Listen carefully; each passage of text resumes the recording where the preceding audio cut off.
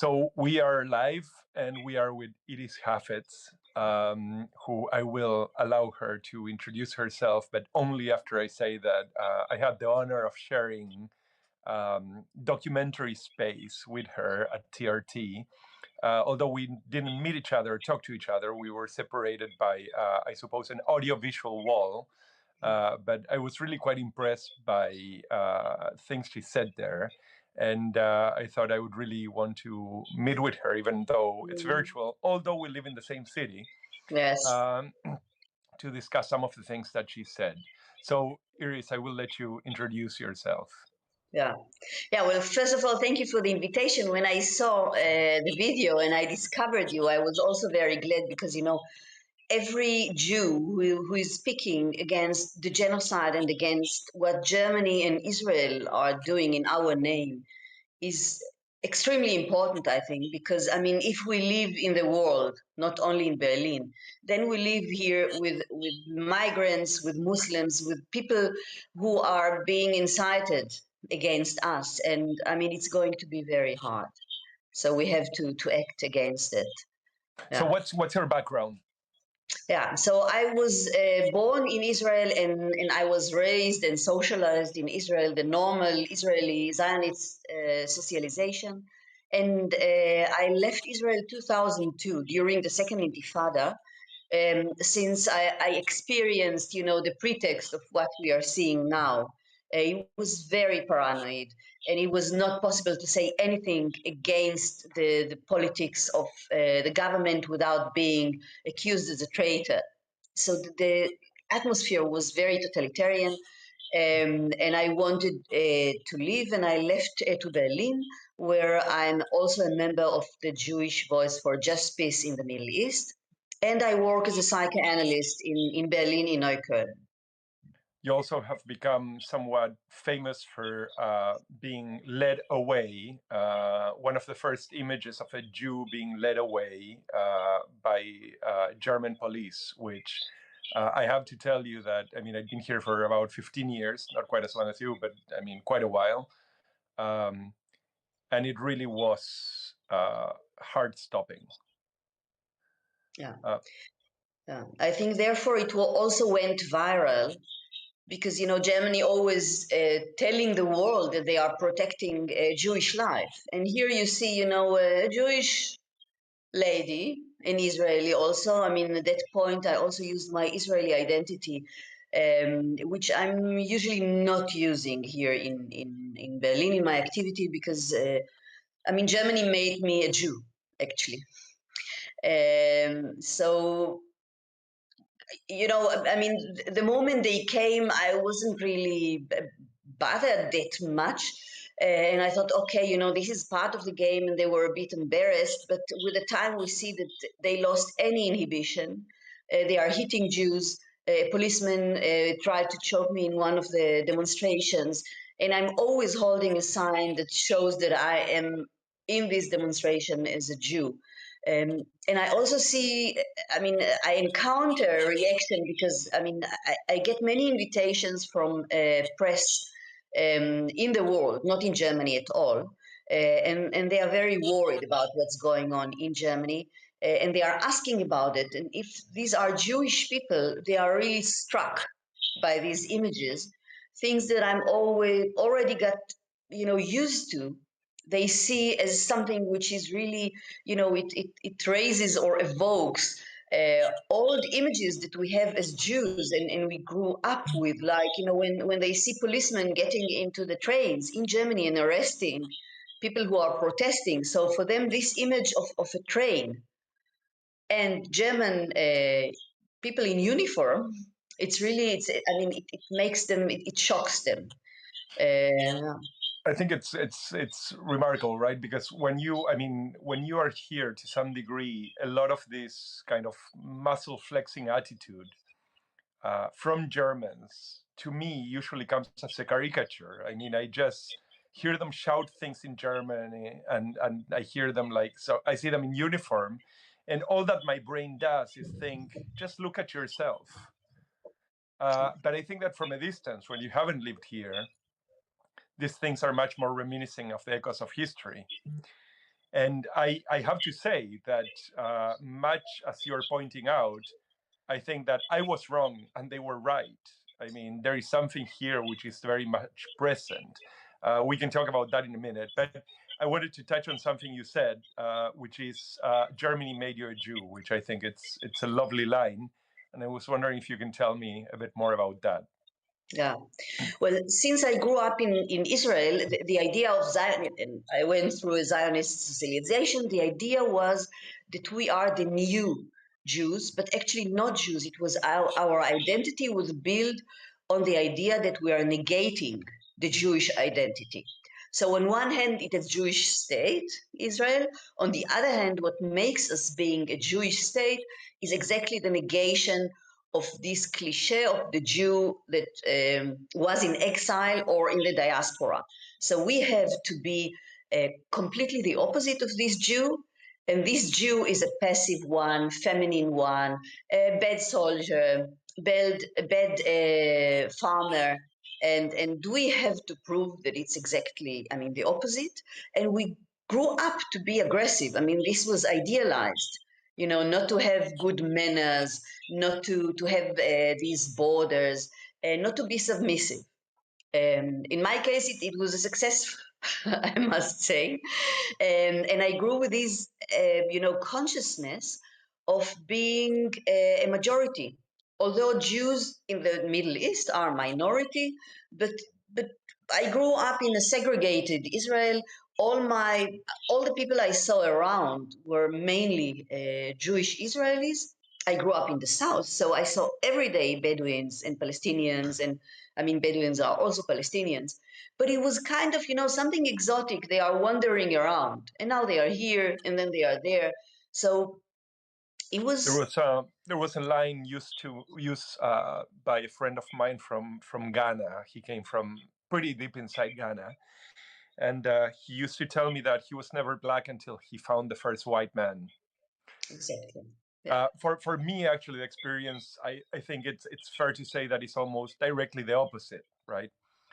In the sense that I came from a place in which the Judaism of my grandmother, the Yiddish of my grandmother, the Kreplach and the Kneidelech of my grandmother, were precious to us. And we were not a majority. So there was a very strong sense that our well-being was very much dependent on the law, on the stability of the law, on the protection of our rights, and so on. And what is also very strange, I mean, every time that, and I've been paying for many years a lot of attention to the question of Hebraism and or Israelism, Hebraism, and Judaism, and especially in the most anti-Semitic assertions of early Zionism, like people like Nordor, people like Herzl himself or Jabotinsky, um, is how virulent, even at that stage, what you're describing is this description of the diaspora Jew as effeminate,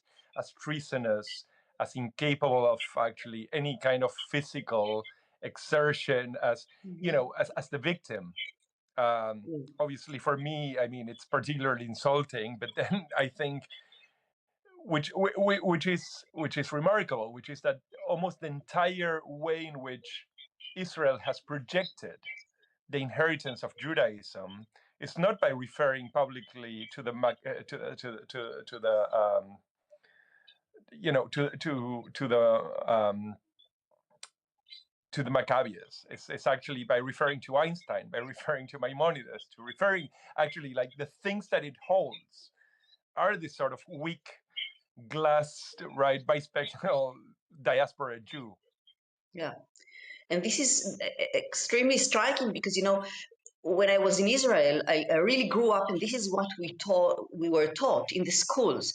We taught to despise the Jews in the diaspora. So the Jews, for example, in Germany, that are protecting Israel, whatever, they are being despised by Israel. Also, because Zionism internalized actually this anti-Semitic idea. The Jews are passive, the Jews are incapable of doing many things. And this is what I think also about Jews in Germany, that they stay in Germany because of the money. yeah, because they have a good life here, which is an anti-Semitic idea, because they are very greedy Right. and ruthless. They don't have really a home, place, land, which is, the anti-Semitic idea of treating the Jew as an abnormal creature that has no territory, which was actually the main force for Jews to thrive. Yeah, Of absolutely. course, yeah. Absolutely. Of course, also, I mean, a problem is for their extinction. I mean, Sure, absolutely. I mean, it's no certainly a question. double-sided element, but most certainly one would say that Jewish universalism, of which we all have actually, nourished, at least intellectually and culturally. I mean, you can just see, even if you go today to Jerusalem, the diversity of food is an expression of that universalism, right? I mean, I think that that's clearly the diasporic force of the ethos of Judaism. I wanted to ask you, I mean, I just wanted to insist a bit on the way in which you would say that you are a Jew. What does it mean to you to be a Jew? Yeah. Well, first of all, I mean, it means to me not to be connected to a piece of land in that sense that, when the Jews were expelled from Palestine, when the temple was destroyed, this was the moment when the Jewish people became crystallized as what they are. In that sense, that that it's a process of uh, being, or one could say, I mean, it was also in the beginning of Judaism, this idea of internalizing a God which is abstract. It's not a concrete thing. And if it's not a concrete thing, it gives you freedom. You can Mm. take the culture or God with you and you can go to other places. This is, I mean, you carry, and this is very important in Judaism, that every time, by every wedding, you have to remember that Jerusalem was destroyed. So it's not that you're always, happy and everything is new again and you start a new life and now you're going to paradise because it's new. You have to carry with you this loss. And the loss, this is what enables us actually to create. I mean, like a baby. I mean, a baby start to think when he's losing his concrete mother or the Mm. breast. He has to. This is a motor. Imagine the presence of the mother when the mother will not come, right? Exactly. Yeah. So this is the motor for thinking, for imagining something, for creative something.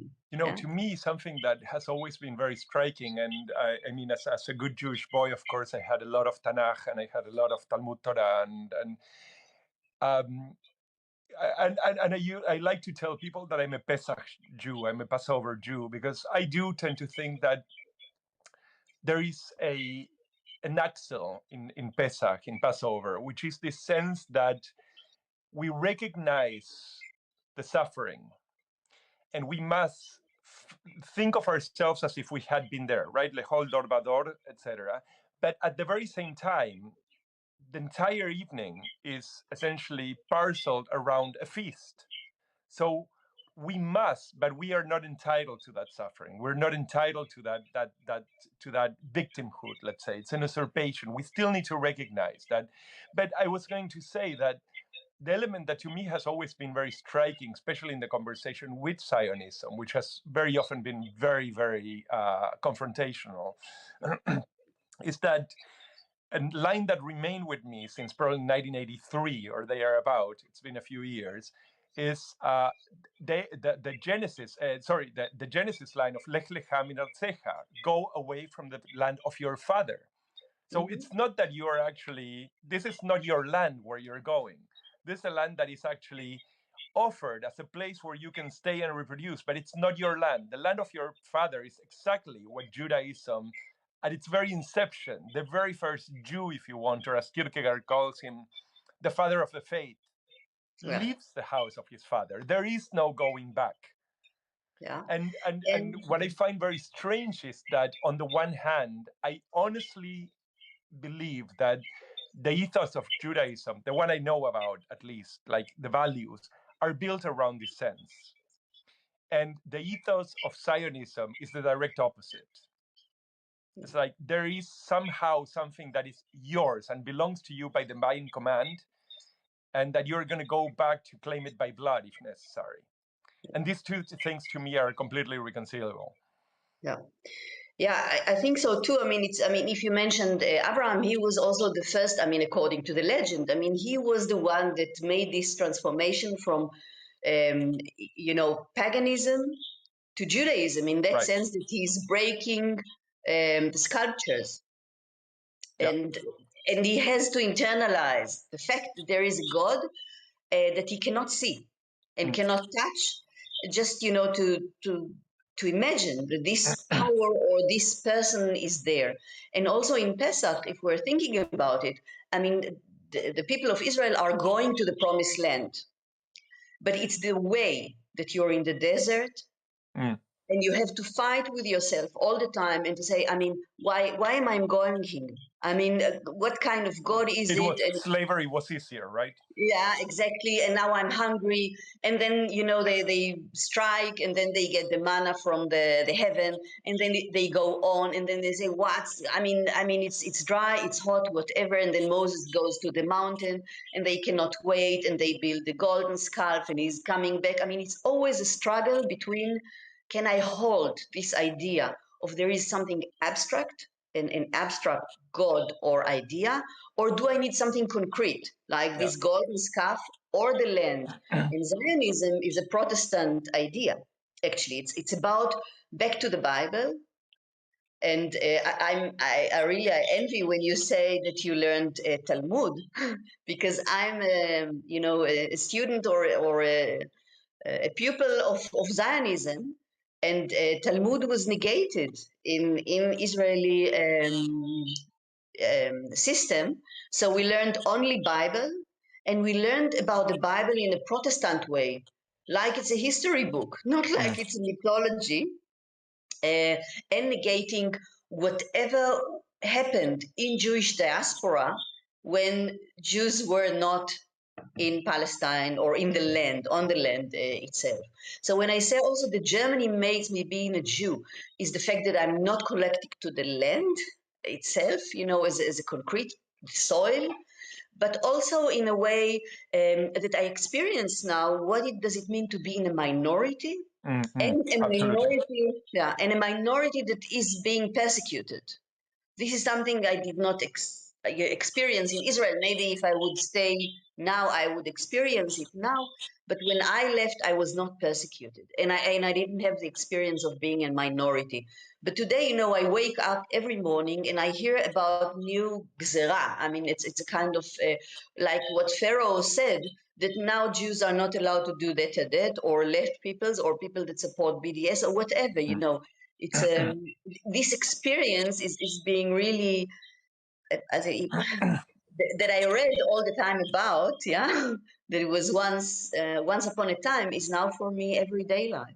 I think this is really, you touch on something that for me is completely central, which is what I was kind of alluding to before when I was saying that there was a deep intuition in diaspora Judaism that Judaism was possible because of almost the Jews were like the barometer or the canary in the coal mine.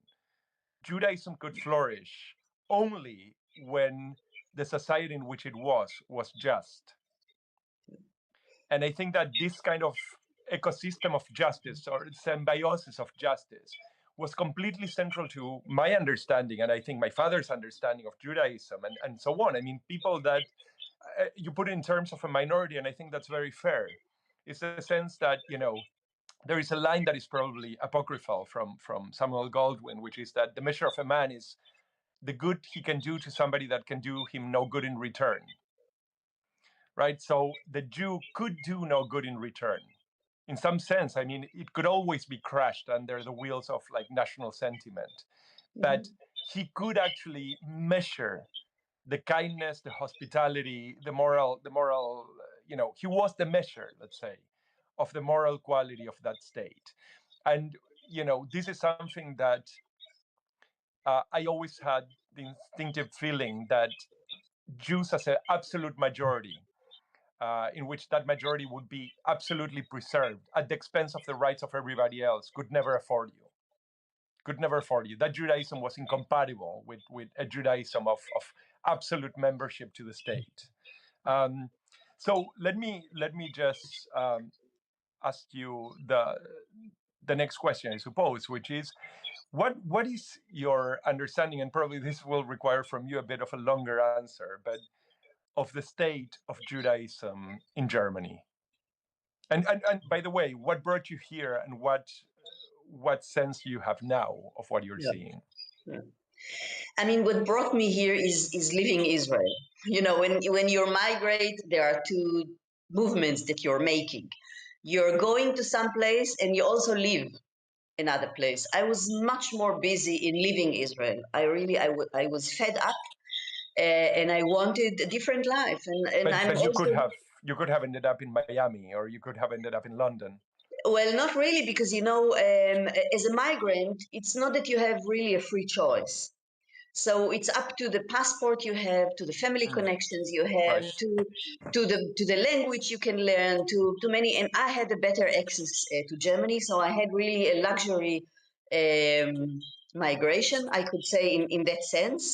Um, so this is what brought me to Berlin. At that time, Berlin was not a center for Israeli migrants. I belong to the first one that came to Berlin. And I also talked about it all the time on social media about Berlin, which was at that time really paradise, I must say, without idealizing I that. have the same feeling.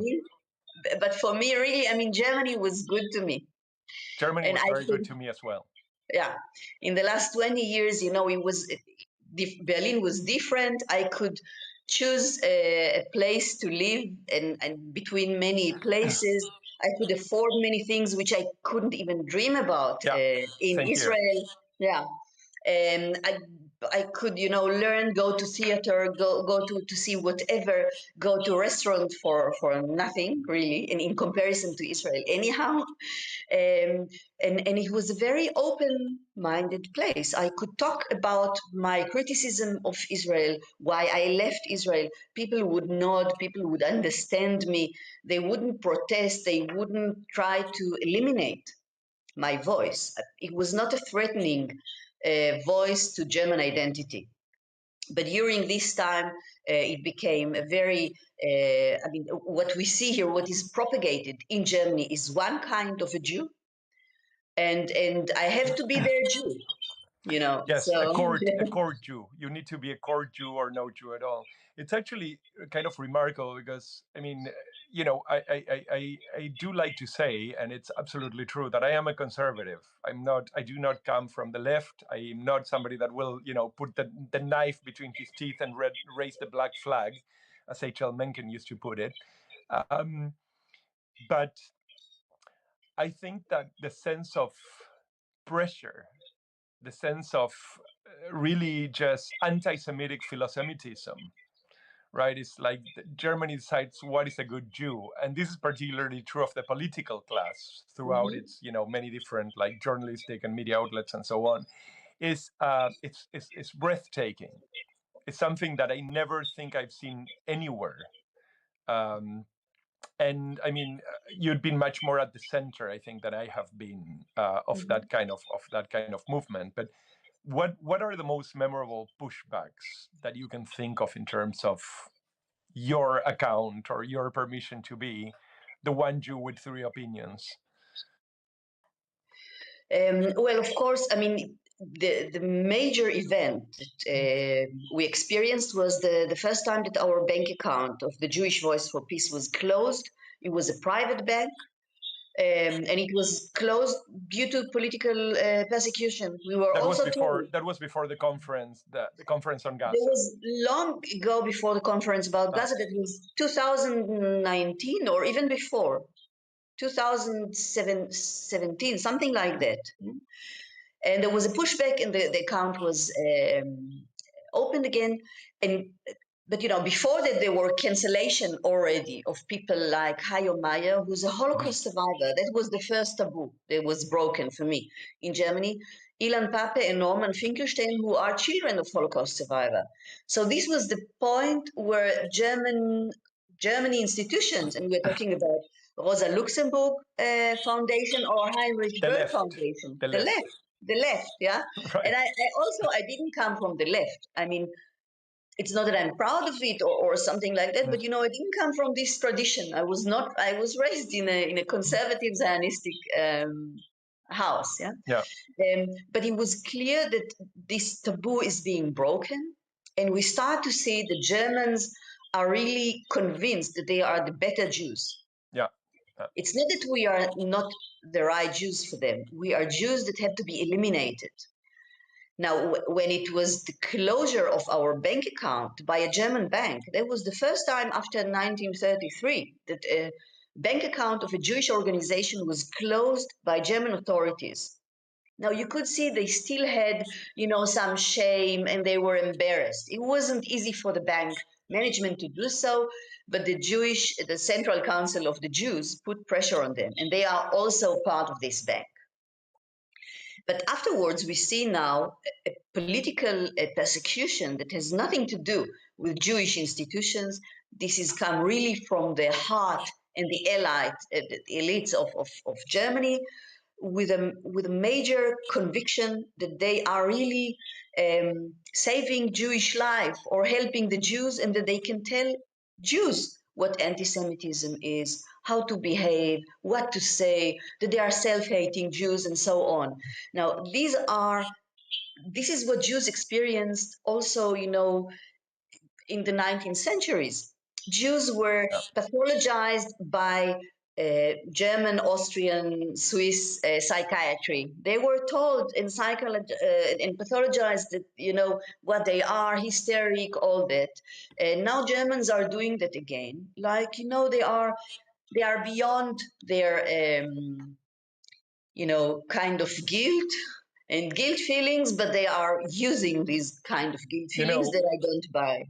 I think it's very visible, and it's very, very unsettling. And I've been sort of told by an endless number of grandchildren of Nazis that I'm apparently not a good enough Jew. So obviously the word Jew hater is one that can actually bring lawsuits. But Germans seem to think, or the legal system, that anti-Semitism is a matter of opinion. So they're very happy to throw at me anti-Semite. And of course, there are constant rumors running around the internet, whether my mother is Jewish or not, or whether I'm... But I think that while there is kind of a special hell reserved to all these children of Göttingen, who the famous line, which actually very likely was Luga's, in Deutschland bestimme ich wer Jude ist, bestimme ich wer Jude in Deutschland ist. I think so. I decide who is a Jew in Germany is the story for our English listeners. It is incredible to me to see the Central Council of Jews and the Jewish Allgemeine, the newspaper that essentially is just funded by them, issuing or helping along with this kind of dismissals and vilifications of Jews that do not adapt or do not fall in line with the ideological position, which is essentially Zionism. As a matter of fact, I mean, some of the things that we have seen in terms of blacklisting or sort of pointing at people like Deborah Feldman here from the very pages of the Jüdisch Allgemeine are just incredible, because to me, what they show is also a very old habit in the structure, which is essentially the stratification, the German stratification of the Jewish community with, say, a managerial class that will actually somehow exercise a degree of control over the rest. Then unruly Jews can be kind of brought in line by this condemnation or accusations. That to me is extremely frightening. And it's extremely frightening when I see, not only the way that Jewish Voices for Peace and so on, but the statements about, say, Nan Goldin, or the statements about Nancy Fraser, or the statements about Masha Gossen, or you just keep counting with Judith Butler, you keep going. Yeah. And it's like all these Jews that are somehow the bad Jews. Yeah. That to me is absolutely remarkable. Well, I must say that I'm not surprised. it's not remarkable for me in that sense that if I think, a psychoanalyst think about identifications, then we see that if you look at the institution of the Zentralrat der Juden, the major council of Jews in Germany, they used to be, they are coming from a community, a Jewish community, that was quite quiet in the beginning of the Holocaust. And they were sure that what Germans are saying, the Nazi German ideology about, this dirty Jew, gierig, greedy, and so on, they were sure it's about Ostjuden. It's about the Eastern Jews. And we're talking now about inner racism within Jewish society, which you have in every group. It's not something special for Jews. Yeah. So they cooperated with it, and they also really believed, many of them really believed that if they served in the army and if they are, working in Germany and there is emancipation, whatever, they are part of the German society. And they denied, like many of us denying. It's always, you have to balance between this seduction to be part of the society and to ignore the persecution, what's going on, and how you're being controlled. And in reality, you have to deny that to some extent. They were denying in a way that they paid for that with their lives. And they cooperated also with the Nazi authorities. There is an entire chapter to be written about. It's been written many times, but it seems that we need to rewrite every 10 years about the participation of the Zionist organization in Germany in 1933 with Hitler. Obviously, because they thought that there was a symbiotic relation. You get rid of your Jews, we take our Jews, kind of a mutual exclusivity. And it was explained many times, including by Eichmann in the podium in Jerusalem. I wanted to ask you, because Peter Colben, who actually is a very kind man, who actually listens to the things I say and reads the things I write, is asking, how many Jews in Germany are staunch supporters of Israel, would you think? So if I may rephrase, Peter, and I'm sorry, I will put it like this. How do you think that the division of the Jewish community, we're seeing really a civil war in some countries like the US, where you have like a community that is coming very close to like a right-center split. And Deborah Feldman had this famous fight on lands with Wolfson, in which Wolfson like threatened to leave. But Deborah pointed something that is, I think, completely clear to anybody, which is that there is a generational split. Now, Deborah is much younger than me and you, but I think that there is clearly a split. What do you think? What do you think are the general outlines of that in the German Jewish community? Yeah. Well, first of all, we have to remember there are hardly Jews in Germany. So we are talking after the war, there were here something like 8,000 Jews, and most of them survived because they were not, clean Jews, in that sense that, one of their parents were a non-Jew parents, so therefore they survived, or they were adopted, or they were married to non-Jews. This is how it was. So there is also nothing like, something clean. Nobody is really, and I don't want also to get into these genetic ideas, but it is a tool, of course, in Israel and in Germany to select Jews, because afterwards, the Jews that came to Germany, the Jewish community was actually Ostjuden, the ones that are in this Nazi cliche that has to be exterminated. They were here in DP Lager, and they started to build the Jewish community, which was really very small. And then the big push came in the 90s when the Ostblock was falling. And the Russians came in. Exactly, until Israel blocked it. Because Israel wanted these Jews to come to Israel, because Israel needs a Jewish majority. Demographic dominance, right. Exactly. Now, in the communities, in the Jewish communities in Germany, they started also to select Jews, because there is a big fight in these communities between the old community members who are more Germans, like Schuster, for example, and many other who converted to Judaism, and the newcomer from Soviet Union. And they have a major identity problem. Because just imagine, I mean, many of these old people that came from former Soviet Union, there were people that were fighting in the Red Army. They were winning the Germans, and then they came and had to leave. They came with 60 or 50 or 70, had to learn German if they could at all, and they lived from German social welfare, you know, Right. and it's hard for them, which is understandable. It's hard for any Jew, I think, to identify with Germany as a Jew. And it's hard for them to identify with the Soviet Union, which doesn't exist really anymore, and which suppressed them also and oppressed them as Jew. So identifying with Israel was the perfect solution for all of them, for the German Jews that were here before and for the Jews that came from former Soviet Union. Now, this is their identity, and therefore I'm not surprised if you want to know what the German Council of the Jews in Germany will do, you have to look to Israel. Whatever Israel is doing, they are doing. They don't have a self, as we would say in. Yeah, it's an empty vessel. But at the same time, I mean, what It's I not an see. empty. Just a minute. Sorry. It's Yeah, not yeah. an empty vessel. It's a vessel full of Israel. Okay. Therefore, it is so threatening. If you take from them this ideal of good Israel, then they will be empty. And this is the point. They cannot give it up. They have to protect it psychologically because otherwise they would be an empty vessel.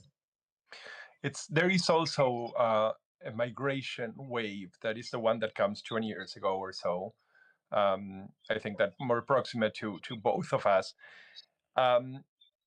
And I think that what I've seen in the growth, at least certainly in Berlin, and I think we can also talk about Hamburg and München, and to some degree or less so Frankfurt, which the Jewish community tends to be much more conservative, but it is something much more proximate to the American Jewish experience, which is much more progressive, much more liberal. It's everything, like doesn't really pray, doesn't really have a God, but still has a very strong connection to some. So most of my Muslim friends and Jewish friends have something in common, which is that they will have premarital sex, they will do drugs, they will just not eat pork. That's the absolute limit. And I think that there was a bit of this sort of lapsed Judaism, which had essentially a value system carrying with it. I still see, I have to say that I still see most of the Jews that operate in the Berlin environment as people that pretty much belong to that group. Of course, I'm not going to synagogues in Charlottenburg, so that makes a difference. But I do see a split that is, to some degree, pretty even. Although the political upper hand is clearly in the hands of like the Central Council. Do you think that this is a fair assessment? Yeah. Well, I mean, if we look at facts, yeah, on May 21, Israel attacked the Gaza Strip in a brutal way, and the Central Council of the Jews in Germany organized a very big demonstration in Berlin. Now we are talking about a lot of money. People, I mean, they organized buses to bring people from all over Germany and the Jewish communities to Berlin with the support of the state, of the German state. Yeah, they didn't even have 1,000 people that came. So the real supporters are not there. They have Well, numerous. sorry for Yeah, interrupting, but while very interestingly, 1/3 of the people that had been arrested demonstrating for Palestine's freedom had been Jews. yeah. Not Which, only that, I mean, third of the people, I mean, 30% of the people who are cancelled in Germany due to anti-Semitism are Jews. Yeah, yeah. This is, I mean, yeah, you mentioned these names, and they are usually also Jewish women.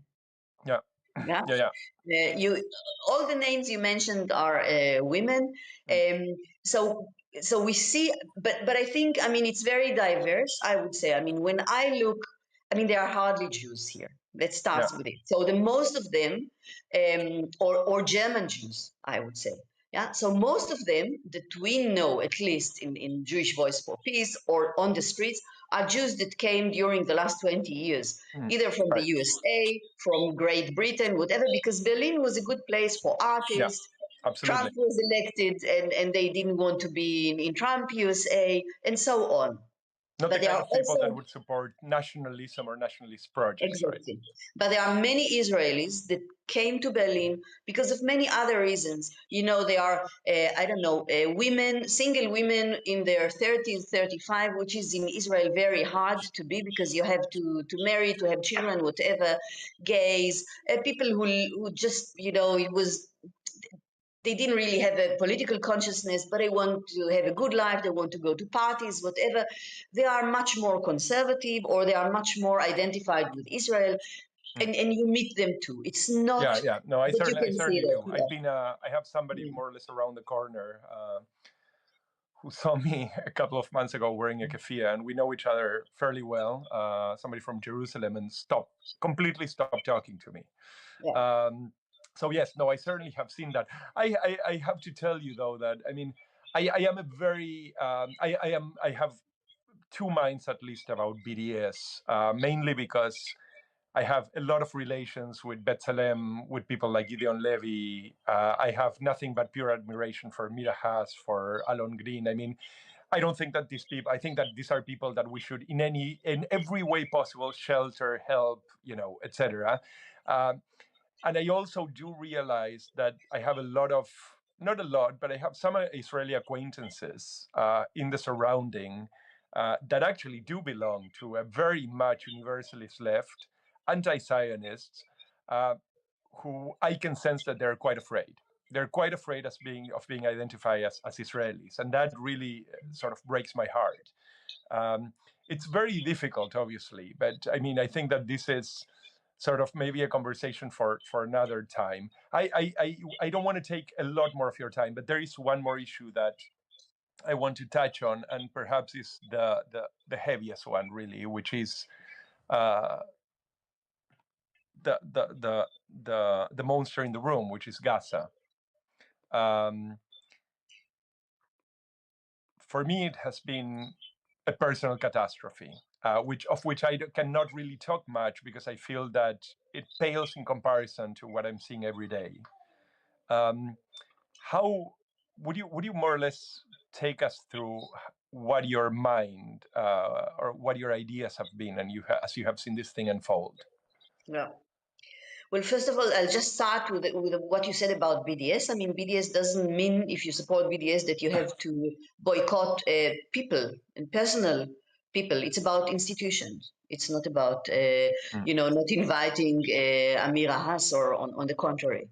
And of course, we have to support people in Israel, Palestine, who are working, for common life and to stop this horror.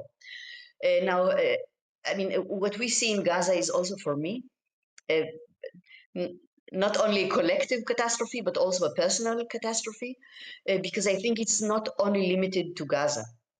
What we see, I mean, it's not by chance that we see all that it's live streamed. I mean, Israel could block it if Israel would want to block it, or other states, and it's a new level of evil in that sense, that usually when we saw such horror things, the people in the ruling class tried to disguise it, not to show, and they had some sense of shame, guilt, fear, whatever,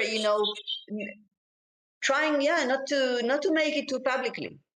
What we see now is really a complete regression into a psychotic stage, and Yeah. it's especially destructive stage in which there is no, I would say, the superego is dead. He was shot, he was killed. There is no superego in the Western world, in the politic level. I mean, we see what people on the street and in talks and how they really, I mean, they are devastated by that because we see it and we are helpless and we talk and nothing happens. But Yeah. I think, I mean, there is a psychoanalyst in Israel. She came originally from Argentine, Yolanda Lempel, who worked a lot with grandchildren and children of Holocaust survivors. And she talked about the atmosphere in the family. And even, if they are not talking about anything, and usually or often. They didn't talk. She said it was radioactive in the room, and the children and the grandchildren, whatever they get it through the air. And I think we all live now under a radioactive or in a radioactive cloud. What we see now, even if you deny it, even if you don't, you don't you don't take care about it. Yeah, you don't care about it. What we see now is the killing of the care function in the world, killing, and bombing hospitals, killing nurses, killing physicians, murdering them. What we do, I mean, kidnapping them, torturing them, raping them, and not disguising that at all. Right. It means, I mean, it's really, it's an evil that we experience here, which has different levels. It's not about this is happening and it's not the zone of interest. It is the zone of interest. It is We the zone see of interest. that, But I do think you're completely but not right about the fact emotionally. that, Yeah, yeah. yeah, No, I think you're completely right about the fact that what we have something is what I identify much closer to, let's say, the operation of the mafia or the narco states in places like Mexico or Colombia, where they would hang the body at the entrance of the town. This is actually exactly. something that was stories that were told, perhaps apocryphal, about Calabria, where you would come Hmm. into the town so that you would know exactly who is in charge and how far they were willing to go. And Yeah, I think that this is when I saw Herzog in Berlin, or when I saw Steinmeier going to Jerusalem to kiss the ring of Netanyahu. I mean, the sense was yeah, that besides being obscene, because everybody with a cell phone knows what they were doing, sort of, yeah, 30 minutes away, it was the most incredible flaunting of complete, just complete impunity. It was the message of, you can do absolutely nothing to us. yeah, I saw actually this week, sitting in, a woman walks up to I think the gates of the Commission in Brussels, the European Commission, um, and she's just, it almost not like it makes me choke, but she's crying desperately, mm, and she shouts, "I cannot take it anymore, please, I cannot take it anymore, I don't know what to do." And I mean, I tend to get pretty emotional with these things because I work on this, so I've been seeing it every single day and every single night for like 19 months. But it is this feeling that we are in front of an evil that we just have absolutely no tools to combat, and that it has actually broken down the consensus of the humans that we are. And I'm just not sure how it goes after that. So I guess my last question, because you've been very, very kind with your time, and it's been really just fascinating. Um, are you optimistic? not really. In that sense, I mean, I think it's a struggle between I can't take it anymore. It's really, I mean, it's overwhelming. How can you deal with it? I mean, as a human being, this is really the definition of trauma is an event that our psychic apparatus cannot digest, and it's not digestible. On the other hand, we're fighting to stay human, to talk with each other. There is a lot of solidarity in the pro-Palestinian movement. I must say, yeah, since I went to Hermannplatz, I never experienced so much love Mm, in the public sphere. Yeah, I mean, people yeah. are coming to me, people are shaking my hands, people are hugging me sometimes on the street. Are you Iris? I saw you on Insta. Can I hug you? People. I mean, we are sharing this, and we have to remember that this is really the ruling class.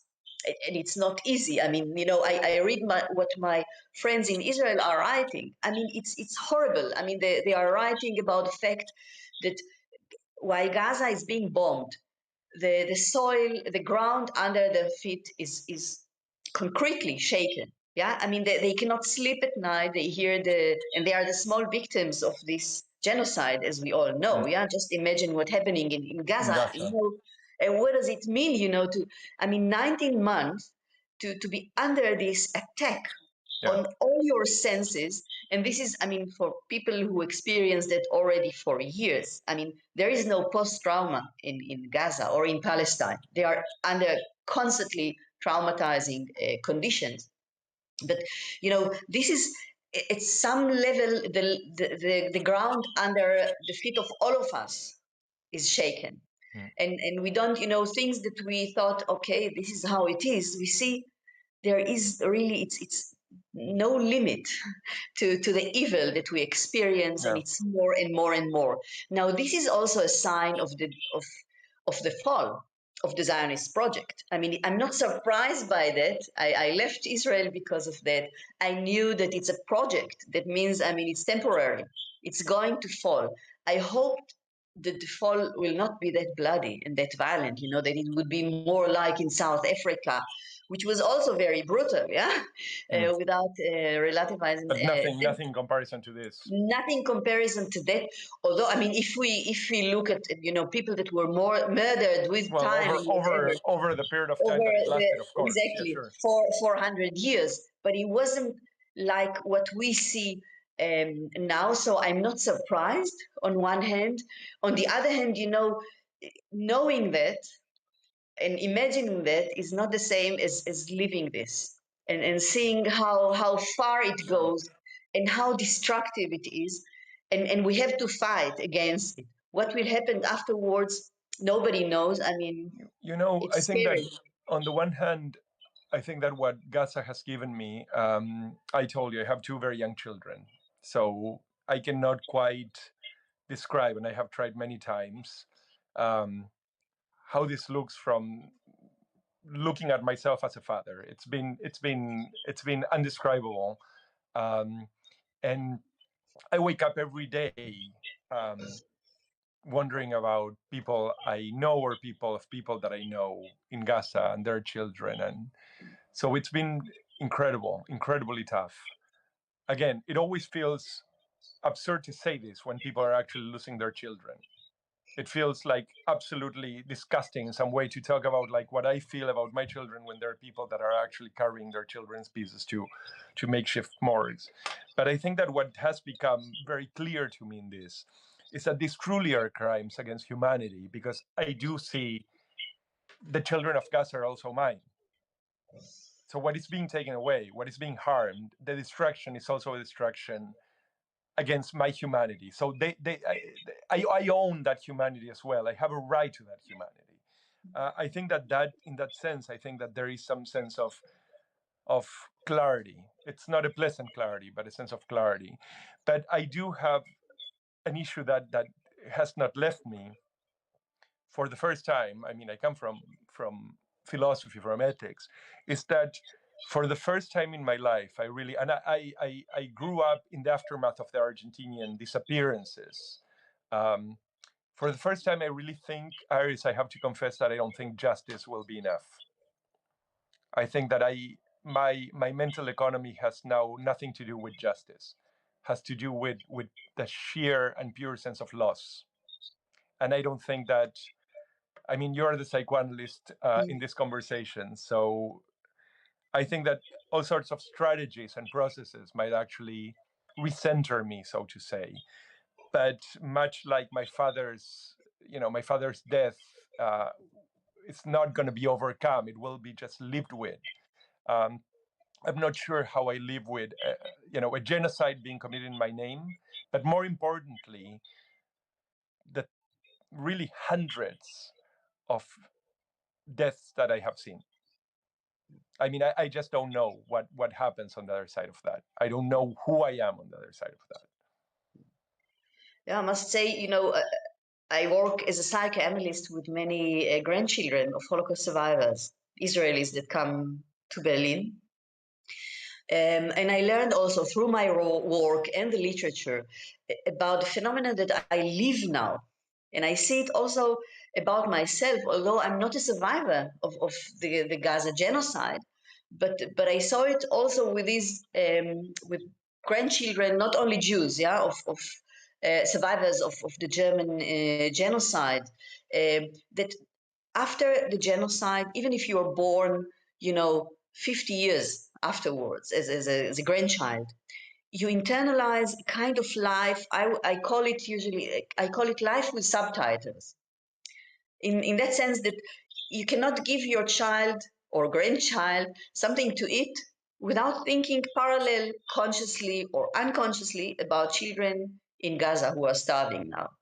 And having this sort of thought of, I'm glad that I have something to give them to eat. And I feel guilty about it. And this is, we know this phenomena as, it's a survivor's guilt. And we are in many different extents, of course. I mean, someone who is from Gaza and lives in Berlin and his family is there, he is much more a genocide survivor than we are. But in some extent, and this is what I mean about this poison or radioactivity in the air, at some extent, we are all survivors of this genocide. And we all see that, knowing these are what you said, it's like the junta in Argentina. They used to take people in the dawn.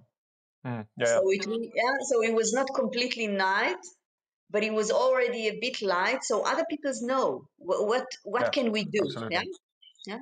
And this is what is happening with us. I mean, they show us what they will do to us. And even if you deny it, you live in front of this constant threat. If we don't behave, they can control us. They can do with us exactly what they are doing with the people of Gaza. It is. Thank you so very much. It was really a complete delight. It was every time that I have the chance of talking to somebody that breaks the sense of isolation, the sense that, we're not alone. I mean, I'm just extremely grateful. Yeah. So I hope we actually meet soon and have coffee, since we are pretty much in the same general area. Thank you very much. Yeah, thank you. Yeah. Talk to you very soon. Take good care. Bye. Bye. Thanks. You too.